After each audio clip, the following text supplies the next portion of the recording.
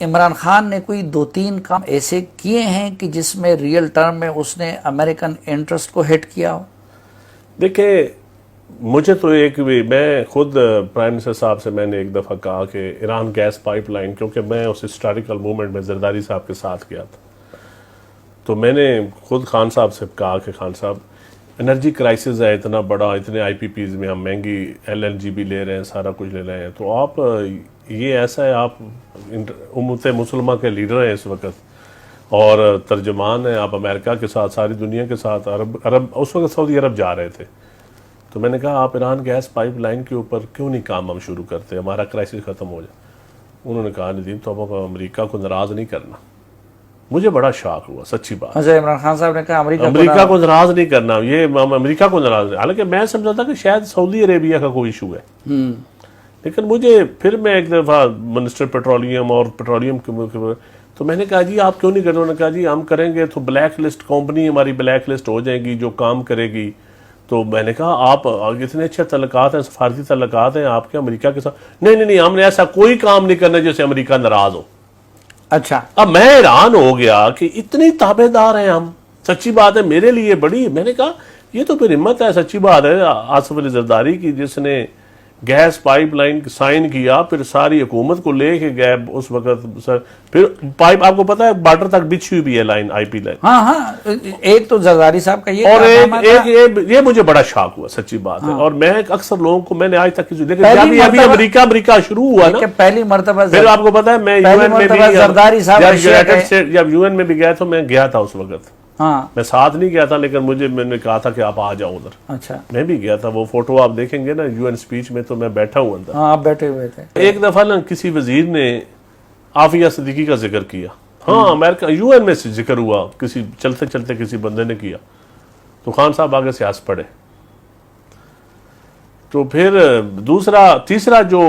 سعودی عربیہ کا عافیہ صدیقی کا ادھر کوئی ایشو نہیں اٹھا، کوئی ایشو نہیں تھا۔ میں سچی بات ہے پھر ریاست مدینہ کا سنتا تھا تو میں سمجھتا کہ اس کے پیروکار ہم اس سائن پہ چلیں گے۔ دوسرا جو UN مشن پہ جب سعودی عربیہ کے جہاز سے واپس آئے، پہلے تو سعودی عربیہ کے جہاز لینا نہیں چاہیے تھا، یہ خودداری، یہ کہاں گئی وہ خودداری، وہ مطلب میں سچی بات ہے بڑا افسوس ہوا۔ پھر جب ہم نے کہا کہ ہم مہاتیر محمد اور ترکی کے ساتھ مل کے ایک چینل بنائیں گے، پھر چینل پہ لوگوں نے جب مائنڈ کیا، پھر انہوں نے جہاز واپس، آپ کو پتا ہے ٹورنٹو سے واپس بلایا تھا، کوئی خراب وراب نہیں ہوا تھا، میں نیو یارک میں تھا اس وقت، تو ہم ادھر ہی بیٹھے تھے، صحافیوں کے ساتھ بیٹھے تھے، تو اچانک ایک صحافیوں کا کھانا تھا، میں آپ کو صحافیوں کے نام بھی بتا دیتا ہوں، وہ صحافی کون کون تھے؟ عبد القادر بھی تھا جو ایئر وائی کا، عباس شبیر، ہم سارے لوگ اکٹھے بیٹھے تھے کسی کھانے میں، میں نے ان سب کا کھانا کیا ہوا تھا، میرے ایک عزیز نے ادھر، تو ہم سارے آپ کے پاکستان کے، تو اچانک میسج آ گیا ان کو کہ پرائم منسٹر تو واپس آ رہے ہیں، جہاز خراب ہو گیا ہے۔ تو جب ہم نیو یارک میں ہم بیٹھے تھے تو پتہ چلا جہاز خراب نہیں ہوا، آپ چینل بنانے چلے تھے تو انہوں نے کہا ایک دفعہ واپس بلاؤ نا، پھر غصہ آ جاتا خودداری کا، پھر آپ نا جہاز پہ نارمل فلائٹ پہ چلے جاتے، جب آپ وہ پھر ہمارے ڈر سے کہ بھائی ہم لوگوں کو پتہ چل جائے گا تو وہ سعودیہ ایئر لائن میں آئے، وہ جدہ ایئرپورٹ میں ان کے ساتھ جو سلوک ہوا، ہم یہ کوئی کہنا نا کہ بھٹو بننے کی کوشش، بات وہاں سے ہو رہی تھی۔ اچھا نہیں، اور پھر ہم نے یہ بھی دیکھا کہ امریکہ اور ان کے کہنے پہ وہ کوالالمپور کا وہ بھی کینسل ہوا۔ یہ پاکستان کی تاریخ میں میں نے اپنی ہسٹری میں فرسٹ ٹائم دیکھا ہے کہ خان صاحب کے کہنے پہ وہ رکھی گئی تھی۔ نہیں یہ تو میں بھی جانتا ہوں، نہیں پبلک کو تو پتا ہونا چاہیے کہ خان صاحب کے کہنے پہ وہ کانفرنس رکھی گئی، وہ کانفرنس، اور خود پھر اس میں نہیں گئے امریکہ، نہیں گئے، اور بڑا پھر اس کے بعد کہا گیا کہ جی پھر ترکی والوں سے ایک بیان دلوایا گیا کہ اتنے لوگ ہیں ہمارے سعودی عربیہ میں، تو جب آپ کے اندر وہ کرج نہیں ہے، آپ کے اندر وہ دنیا کو دکھانے کے لیے وہ جو آپ کہتے ہیں کہ سبز پاسپورٹ ہم یہ کریں گے، وہ جرت بھی ہونی چاہیے، پھر دنیا کو دکھائیں بھی۔ میں تو ان کی امریکہ کی خدمت گزاری کی بہت ساری مثالیں، مثلا سی پیک کا انہوں نے جو حشر کیا، آپ نے زرداری صاحب کا وہ کیا، تو سی پیک کا ایم او یو بھی ان کے دور میں سائن ہوا، ایک اور سی پیک کے ساتھ ساتھ ایک روس بھی پہلی مرتبہ وہ گئے، ہلری کلنٹن کی دھمکیوں کے باوجود گئے، وہ اس طرح میمو وغیرہ نہیں تھے جعلی، بلکہ ادھر ہلری کلنٹن نے خود زرداری صاحب کو منع کیا تھا۔ لیکن میں کہتا ہوں کہ میں جب پرائم منسٹر کے ساتھ ہوتا تھا، میں آپ کو بتاتا ہوں، یہ زونگ کمپنی کا CEO آیا ہوا تھا جو کنٹری ایڈ سی او تھا،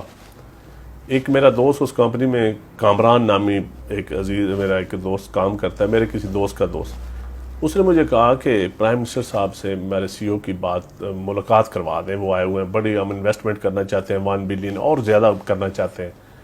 تو میں نے پرائم منسٹر سے بات کر دی، تو پرائم منسٹر نے کہا نہیں ابھی نہیں ملنا، ان سے حالات نہیں ہیں ایسے،